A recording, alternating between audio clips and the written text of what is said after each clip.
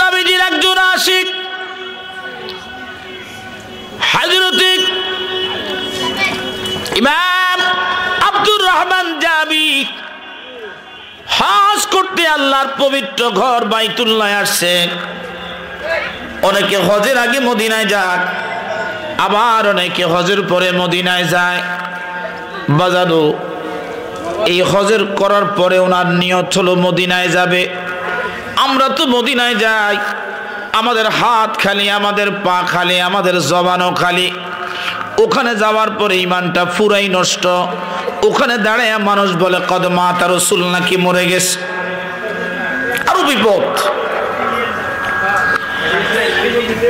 ইমাম আব্দুর রহমান জামি খানে খোদা বাইতুল্লাহ জিয়ারতের পরে মুআল্লিম ঘোষণা দিলেন, আগামীকাল সকালবেলা আমরা মদিনার উদ্দেশ্যে যাব। আহারে, মদিনার উদ্দেশ্যে কি নিয়ে যাবে? সারা রাত্রি তার ঘুম নাই। আব্দুর রহমান জামি সারা রাত্রি ভর রাসূল পাকের শানে কাসিদা লিখতে শুরু করলেন। কাসিদা লিখতে লিখতে লিখতে লিখতে তাহাজ্জুদ পর্যন্ত সময় হয়ে গেল। একটা নয়, দুটা নয়, 40টা কাসিদা তিনি এক রাত্রের মধ্যে লিখেছেন। একবার জবান খুলে বলা যাবে কি মারহাবা? 40টা কাসিদা নবীর শানে আশিক তার মাসুকের জন্য হাদিয়া লিখেছেন। জোরে বলা যাবে কি সুবহানাল্লাহ? এখন মক্কা থেকে কাফেলা মদিনার উদ্দেশ্যে রওনা। মদিনার গভর্নর ফজরের নামাজের পূর্ব মুহূর্তে তিনি ঘুমাইলেন। ঘুমানোর পরে তিনি স্বপ্ন যুগে দেখতেছে আল্লাহর নবী রাহমাতুল লিল আলামিন তিনাকে স্বপ্ন দেখাইতেছে। ও মদিনার গভর্নর শোনো, হে আজ আব্দুর রহমান জামি নামে একজন হাজী আমি রাসূলের জিয়ারতে মদিনায় আসতেছে। এই মানুষকে আমি রাসূলের রওজায় তুমি আসতে দিও না, এই যেন আসতে না পারে। মদিনার গভর্নর ডেকে বলি, ইয়া রাসূলুল্লাহ, মায়ের নবীজি, ও দয়াল নবীজি, আমি কেমনে তাকে চিনব? নবীজি তার চেহারা দেখায়া দিলেন। সুবহানাল্লাহ। নবীজির কাছে তো ক্যামেরা ছিল না, নবীজির কাছে ক্যামেরা নাই। নবী মদিনায়, আব্দুর রহমান জামি মক্কায়। নবী মদিনায়, আব্দুর রহমান জামি মক্কায়। কিন্তু সারা রাত্রি ভর যে হাদিয়া নবীর জন্য তৈরি করলেন, আমার দয়াল নবীজি তার হাদিয়া আগেই শুনে ফেলেছেন, পেয়ে ফেলেছেন। তাহলে তাকে কি জন্য মদিনায় আসতে দেওয়া হবে না? মদিনার সমস্ত রাস্তা বন্ধ করে দেওয়া হলো। ঘুম থেকে লাফিয়ে মদিনার গভর্নর উঠলেন। উঠে মদিনায় ঢোকার জন্য যতগুলি রাস্তা ছিল সমস্ত রাস্তাগুলি বন্ধ করে দেওয়া হলো। এই সুরত, এই সিরত, এই দাড়ি, এই মোস, এই চেহারার এই মানুষটা মদিনায় আসবে, আমি মদিনার গভর্নরের সাথে আগে কথা বলবে। কারণ সে বলে না। এবার সিপাহীরা ধরে নিয়ে আসলেন আব্দুর রহমান জামিকে। জামিকে ধরে নিয়ে আসার পরে উনি আবার ঘুমিয়ে গেছে। মদিনার গভর্নর আবার শুয়ে পড়লেন। এবার শুয়ে যাওয়ার পরে আশিক তো তার মাসুকের কাছে হাজিরা দিতে চায়, হাদিয়া পেশ করতে চায়। আশিক কি আর বাধা মানে? তিনার দরবারে, মদিনার গভর্নরের দরবারে ওই ব্যক্তিকে হাজির করে দিয়া আবার মদিনার গভর্নর ঘুমাইলেন। বলছেন পরবর্তী নির্দেশ না দেওয়া পর্যন্ত তুমি এখান থেকে যাবা না। কিন্তু যখনই তিনি শুয়ে পড়লেন, সাথে সাথে আব্দুর রহমান জামি আবার নবীর রওজা মুবারকের দিকে রওনা হয়ে গেছে। ওই ব্যক্তির স্বপ্ন দেখতেছে, আমার রাসূল ডেকে বলে, ও মদিনার গভর্নর, তুমি তাকে আটকাইলা, কিন্তু সে তো আবার রওনা করছে, তুমি কি দায়িত্ব পালন করলে আমি বুঝি না। সে লাফায়া ঘুম থেকে উঠছে, উঠার পরে আবার তিনি যাইয়া আব্দুর রহমান জামির পথ বেয়ে বেয়ে দৌড়িয়ে গেলেন, ঘোড়া দিয়ে দৌড়াইয়া তিনাকে আবার ধরে আনছেন। বলেন তো আসামি যখন পুলিশে ধরার পরে যদি সুইটা লাফ দেয়, দৌড় দেয়, মায়ের বেশি না কম? মাঝে মধ্যে হাত পাও ভাঙিয়ে নিজে আবার হাসপাতালে নিয়ে যায়। মদিনার গভর্নর মনে বড় কষ্ট নিয়া, আমি নিষেধ করলাম, নিষেধ মানে না, রাসূল নিষেধ করেছে এই কথাও তাকে আমি বলতে পারি না। এবার আব্দুর রহমান জামিকে ধরে নিয়ে আসলেন, আনার পরে কিছু উত্তর দক্ষিণ দিয়া তিনাকে আটকাইয়া পাহারা বসাইয়া মদিনার গভর্নর আবার শুয়ে পড়ছে ঘুমে। এবার দেখতেছে নবীজি ধমক দিয়ে বলতেছে, মদিনার গভর্নর, আমি আব্দুর রহমান জামিকে আটকাইতে বলছি, কিন্তু তাকে মারার জন্য তোমাকে হুকুম দেওয়া হয় নাই। মারলা কেন? মারতে হুকুম দিল কে? আমি রাসূল নিষেধ করেছি। মারহাবা। সব আসামি আসামি। মদিনার গভর্নর, মদিনার গভর্নর, আব্দুর রহমান জামি তো খুন করে নাই। এই মদিনায় কারো বাড়িতে আব্দুর রহমান জামি চুরি করে নাই। মদিনার গভর্নর রে, আমার আব্দুর রহমান যদি আমি রাসূলের রওজায় আসে আর তার লেখা রচিত ওই শেরগুলি যদি আমি রাসূলের রওজা মুবারকে পেশ করে, আমি রাসূল আবার রওজা মুবারক থেকে উঠে যেতে হবে, তার সালাম পেশ করতে হবে।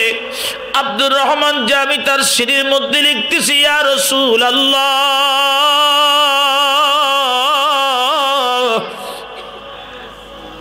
রাসূল গো, জীবনেতে কোনোদিন আপনাকে দেখি নাই। ও মায়ার নবী, ইয়া রাসূলুল্লাহ, শুনেছি আপনি নাকি তায়েফের চামড়ার জুতা বেশি ভালো বাসেন, পছন্দ করেন। আমি আব্দুর রহমানের গায়ের চামড়া দিয়া আপনি হাবিবে কারীমের জুতা মুবারক বানাইয়া আমার কলিজা ছিদ্র করে ওই কলিজার মধ্যে যেই রগগুলি আছে ওই রগ দিয়া জুতার পিতা বানাইয়া আপনার কদম মোবারকে হাদিয়া দিতে চাই। একবার জবান খুলে বলা যাবে কি আল্লাহু আকবার? আমার নবীজি ডাক দিয়ে বলে, এ গভর্নর, আমার আব্দুর রহমান জামি যদি আমি রাসূলের রওজায় এসে এই আবদার পেশ করে রে, আমি রওজা মুবারকে শুয়ে থাকতে পারবো না, আমাকে রওজা থেকে উঠতে হবে, আব্দুর রহমান জামির হাদিয়া গ্রহণ করার জন্য উঠতে হবে। এই জন্য আমি নবী চাইছিলাম আমার আব্দুর রহমান যেন আমি রাসূলের রওজা মুবারকে না আসে। কত মানুষ নবীর রওজায় যায়,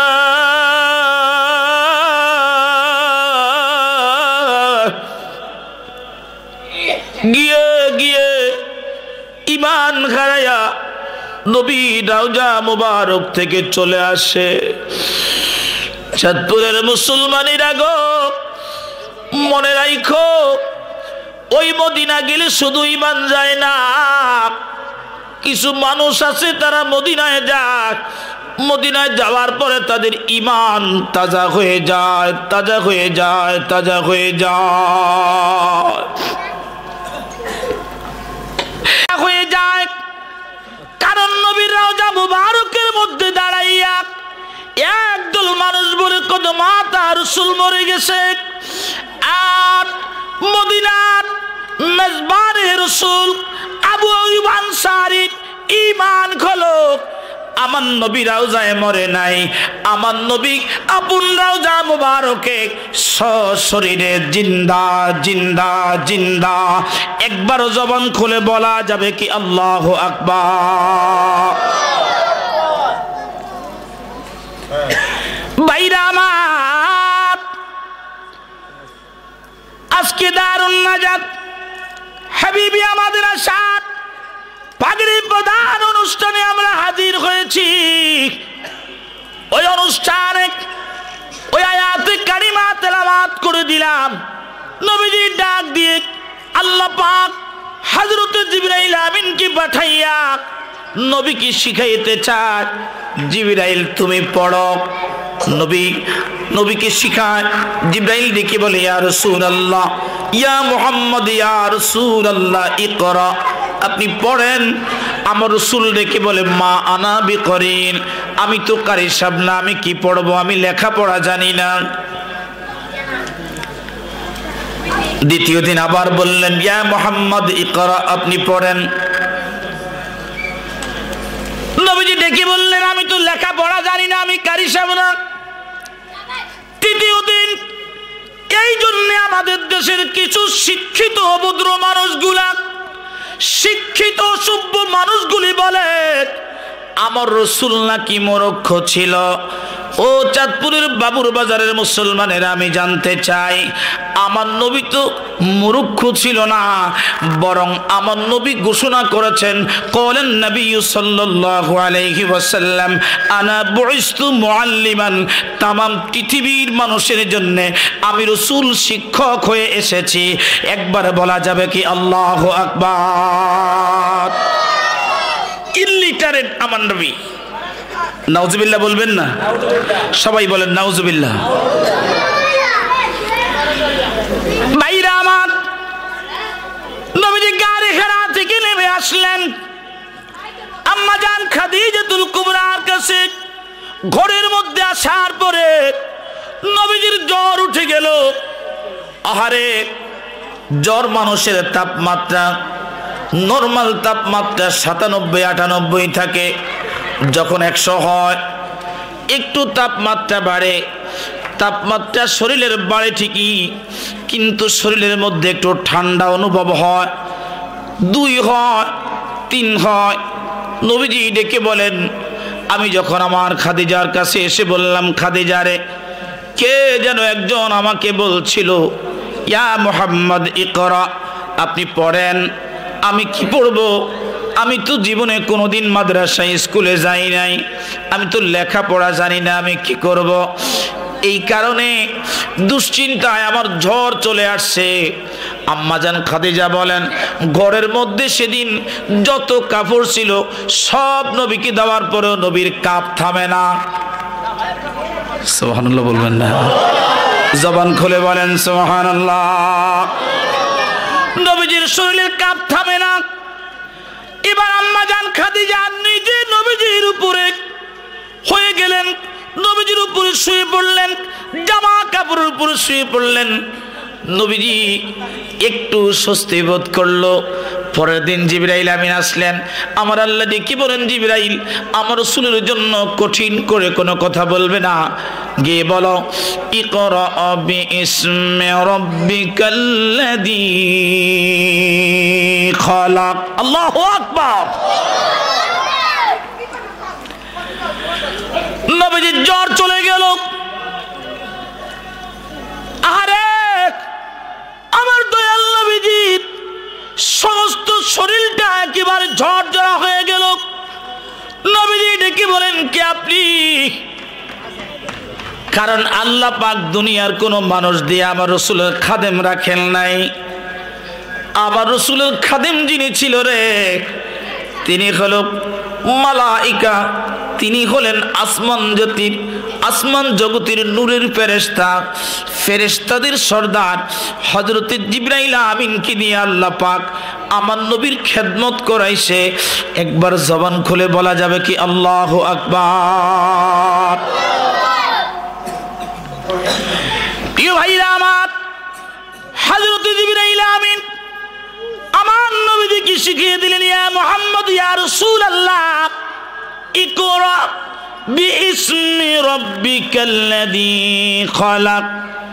নবীজি আপনি মহান প্রতিপালকের নামে আপনি তেলাওয়াত করেন। নবীজি বলেন যাও, এখন থেকে আমার তেলাওয়াত করতে আর সমস্যা হবে না, কারণ আমি আমার প্রতিপালকের নামে যত খুশি যা খুশি বলবে আমি সব পড়ে নেব।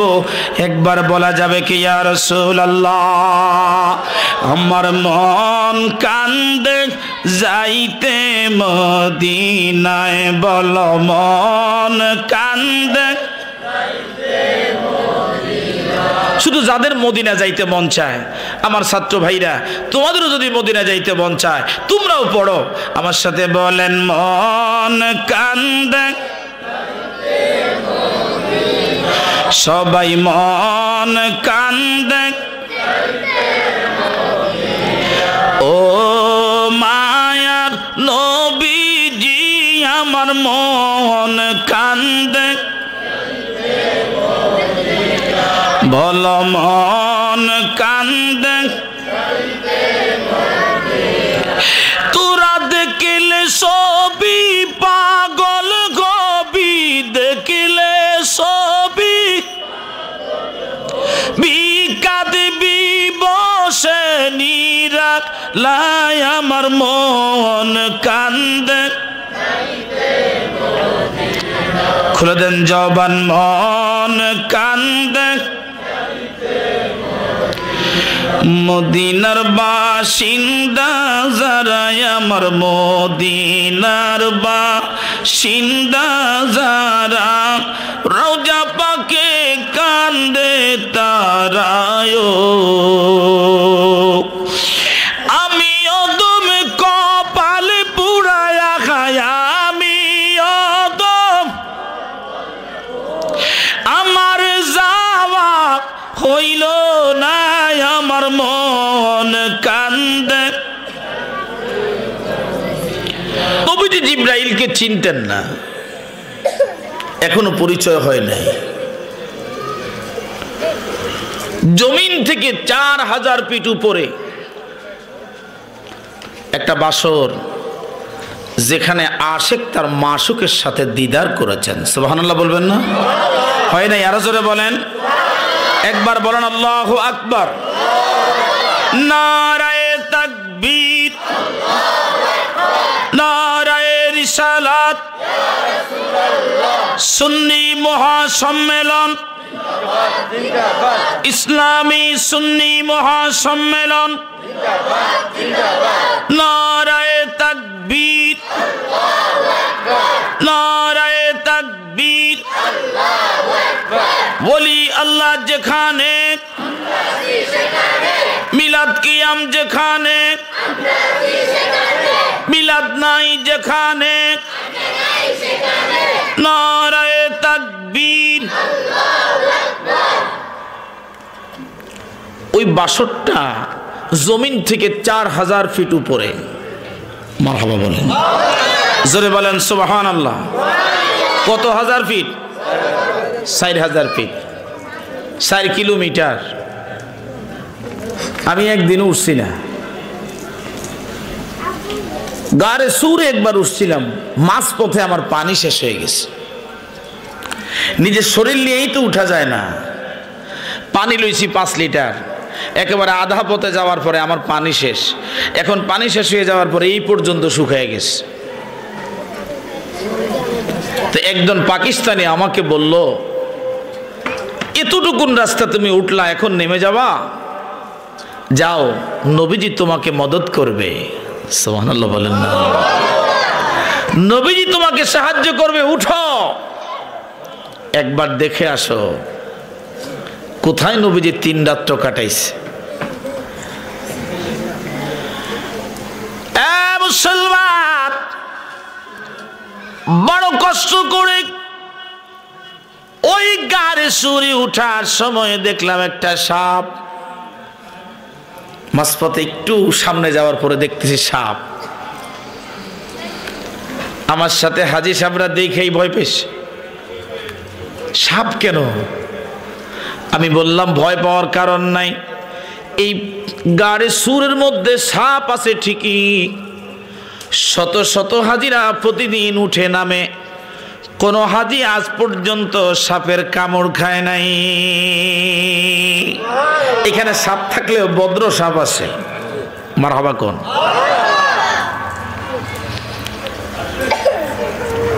ওই গাড়ি জাবলে রহমতের মধ্যে, গাড়ি ঘেরার মধ্যে আমার দয়াল নবীজি মুরাকাবা মুশাহিদা করতেছেন। কে জানি রে ওই ঘরের মধ্যে এসে ডাক দিয়ে বলে, ইয়া মুহাম্মদ ইয়া রাসূলুল্লাহ, ইয়া মুহাম্মদ ইয়া রাসূলুল্লাহ, ইয়া মুহাম্মদ ইয়া রাসূলুল্লাহ, ইকরা, আপনি পড়ুন, ইকরা। নবী ডেকে বলেন, না আমি কি পড়ব, আমি তো লেখাপড়া জানি না। আমি লেখাপড়া, মা আনা বিকরিন, আমি তো কারি সাব না। আমাদের দেশে লক্ষ লক্ষ হাফিজ কোরআনরা কোরআন শরীফ তেলাওয়াত করে। বাবাজি এরপরে দেখবেন হাফেজ সাহেবদের চাইতো আরেকটু ভালো তেলাওয়াত যারা করে এরা হলো কারি। এরা কি হাফেজ লক্ষ লক্ষ থাকলেও কারি কিন্তু লাখ লাখ নাই। কারি আছে সামান্য কজন। এরা তিলাওয়াত করলে ঘন্টার পর ঘন্টা মানুষ বসে থাকে, কোরআনের মজা পেয়ে যা। এই জন্য আমার আল্লাহ ডেকে বলেন, সবাই পড়ুন বিসমিল্লাহির রাহমানির। ছাত্র ভাইরা পড়ো তোমরা, বিসমিল্লাহির রাহমানির ওয়ারাতিলিল কুরআনা তারতিলা।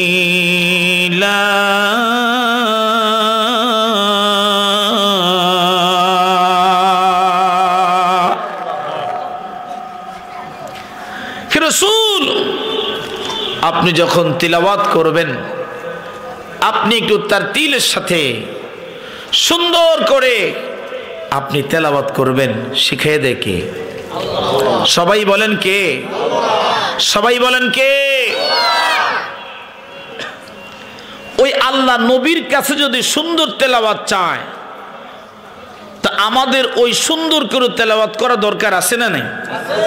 এটা কি আমাদের নিজের মতো করে না কোরআনের মতো করে? হলো আজকে তোমাকে পেট ভরা পর্যন্ত তুমি খাবা। উনি শুধু পেট না, সুযোগ পেয়ে গলা পর্যন্ত ভরছে। এরকম কিছু মানুষ আছে না নাই? এই চাঁদপুর শহরে বহু মানুষ আছে 40 বছর বসবাস করতেছে, তাও ভাড়া, নিজের কিছুই নাই। আরেকজন মানুষ আছে ছোট্ট একটা ব্যাগ আর 15 টাকা 20 টাকা হাতে নিয়ে এই শহরে এসে আজকে 5টা বিল্ডিং এর মালিক, তারপরেও চিন্তা করতেছে আরো 2টা বিল্ডিং হইলে আমার জন্য ভালো হয়। ঠিক না ভাই? ঠিক। আবার কিছু মহাজন এই বাজারের মধ্যে কিছু ব্যবসায়ী আছে বাবা, যেই ব্যবসায়ীরা সারা জীবন নামাজ পড়ল না, জীবনের একটা পরন্ত বেলা এখন আর নামাজ পড়তে গেলে নামাজ মনে থাকে না, রাকাত মনে থাকে না, নামাজের আরকাম আহকাম মনে থাকে না, নামাজের তালতিল গুলি ঠিক রাখতেছে, বুঝতে পারে না, বলতে পারে না। ওই মানুষগুলি তার যৌবন চলে গেছে, এই সুন্দর শরীরটা তার আস্তে আস্তে করে নরম হয়ে গেছে, চামড়াগুলি ঝুলে গেছে, আর মুখের দাঁতগুলি পড়ে গেছে। এই মানুষটার চেহারা আস্তে আস্তে সুন্দর চেহারাটা কালো হতে আরম্ভ করেছে। মুসলমান, মাথার কালো চুলগুলি তার সাদা হয়ে গেছে, দাড়িগুলি এখনো সাদা হয়ে গেছে। বাবাজি, ওই মানুষটা এখন চিন্তা করে যদি নামাজে না যাই আমাকে মানুষ বলবে এই মানুষটা বৃদ্ধ বয়সেও নামাজ পড়ে না, তার জানাজায় আমরা যাব না, জানাজা দিবে না, জানাজায় যাবে না। এই জন্যে মানুষটা বাবা চক্ষু লজ্জার কারণে মসজিদে যায়। সেখানে গিয়েও মানুষটা নামাজরত অবস্থায় থেকে নামাজ পড়ে না, সারা জীবন যে কাজ করছে সে সেই কাজই করতেছে। সে দোকানেও ব্যবসা করে, নামাজের মধ্যে যাইয়াও ব্যবসা করে, দোকানেও ব্যবসা আবার নামাজের মধ্যে গিয়েও ব্যবসা। প্রশ্ন হয় সিরাজি, নামাজের মধ্যে সে আবার কিভাবে সে ব্যবসা করে আমাকে একটু বলে দাও।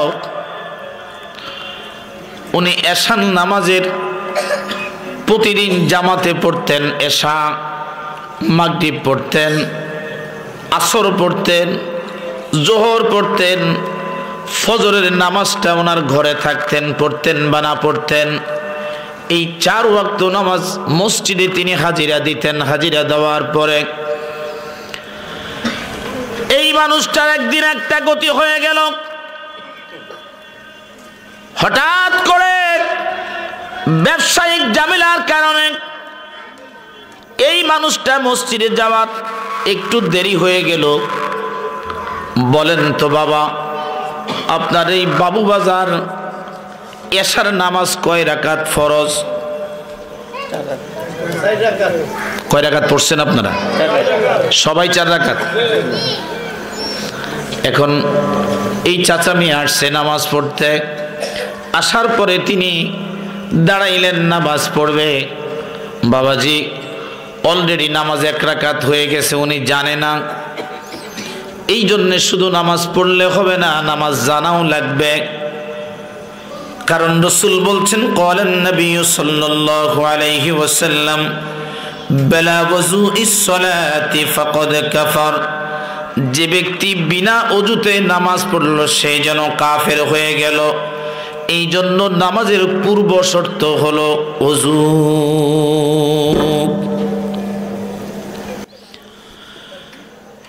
নবীজির একজন সাহাবী ওযু করে আসলেন।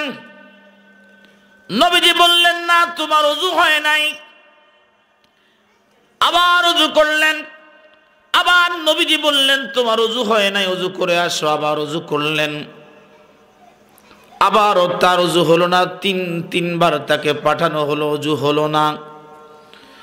নবীজি নিজে গেলেন, ওই মানুষটাকে ওযু শিখাইলেন। কারণ ওযু যদি না হয় তার নামাজ হবে না। নামাজের জন্য ওযু শর্ত, নামাজের জন্য ওযু শর্ত। আগে নামাজ নাকি আগে ওযু? সবাই বলেন, আগে নামাজ নাকি ওযু? আগে ওযু তারপরে নামাজ। নবীজি বলেন, যার ওযু হলো না তার নামাজ হলো না। ও মুসলমানেরা, এই বাজান মসজিদে যখন গেছে তখন 1 রাকাত নামাজ হয়ে গেছে। তাহলে 4 রাকাত থেকে 1 রাকাত চলে গেলে থাকে কয় রাকাত? এই 3 রাকাত নামাজ পড়ে ইমাম সাহেব সালাম ফিরাইছে। এই মুরব্বি দাঁড়াইয়া উনি বলতেছে, আজকে আপনার নামাজ হয় নাই, নামাজ হয় নাই। এখন মসজিদের সভাপতি বসে আছে, সেক্রেটারি বসে আছে, ভাইরা আমার ক্যাশিয়ার বসে আছে, সবাই দেখতেছে নামাজ হইতে। ওই পিছনের কাতারে একজন বলতেছে নামাজ হয় নাই। এটার সমাধান কি?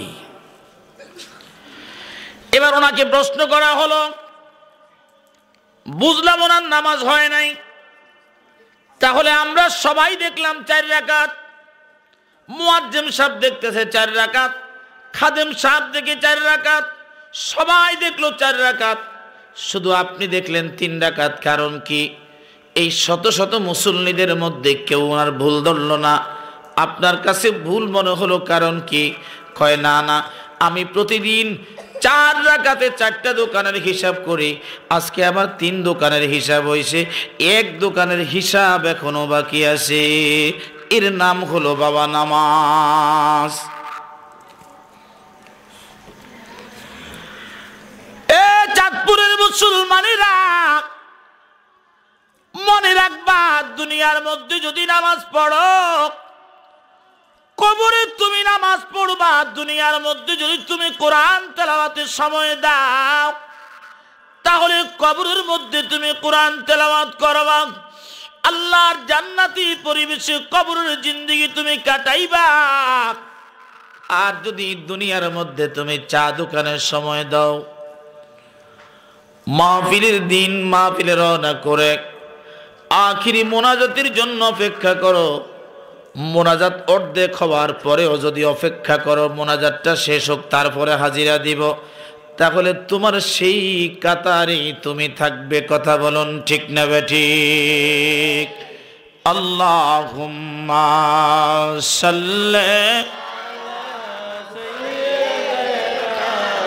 মাওলানা মুহাম্মদ ওয়া আলা আলি।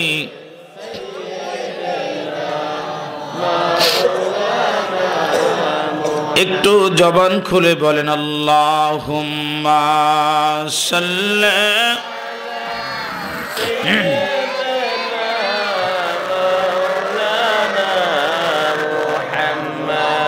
ওয়া আলা আলি সাইয়্যিদিনা